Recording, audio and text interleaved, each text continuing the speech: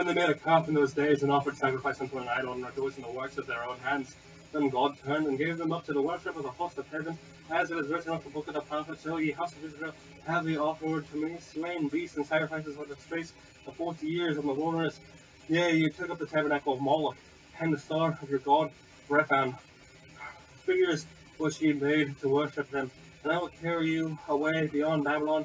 Our fathers had a tabernacle of witness in the wilderness, as he had appointed, speaking unto Moses, that he should make it according to the fashion that he had seen, which also our fathers that came after brought in with Jesus into the possession of the Gentiles, whom God drave out before the face of our fathers unto the days of David, who found favor before God, and desired to find a tabernacle for the God of Jacob, that Solomon built him an house. Howbeit the Most High dwelleth not in the temples made with hands, as saith the prophet.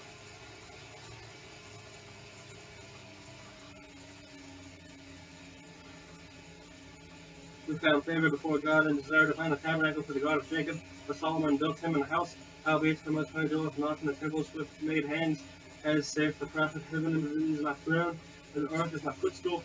What house will he build me, saith the Lord? Or what is the place of my rest? Hath not my hand made all these things?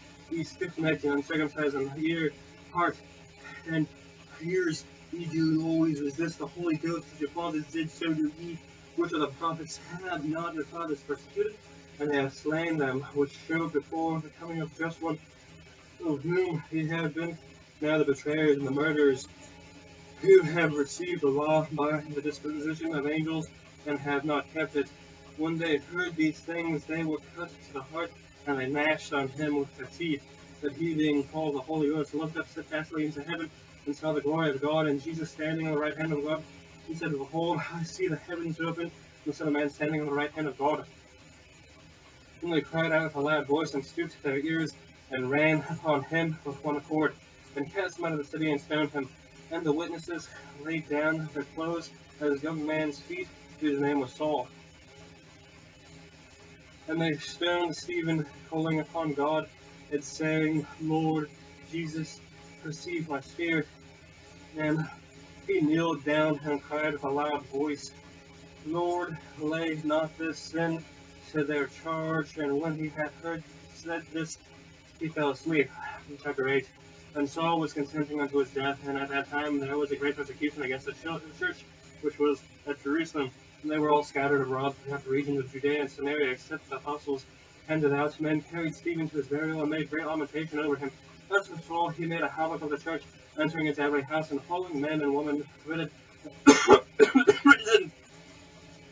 Therefore, they were scattered abroad, one day were preaching the word.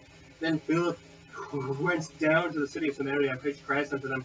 And the people with one accord gave heed unto those things which Philip spake, hearing and seeing the miracles which he did.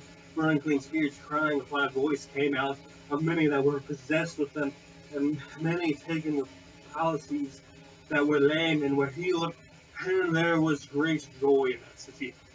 But there was a certain man called Simon, which beforetime in the same city used sorcery, and bewitched the people of Samaria, giving out that himself was some great one, to whom that they all gave heed, from least to the greatest, saying, This man is the great power of God. And to him they had regarded, because that of a long time he had bewitched them with sorceries.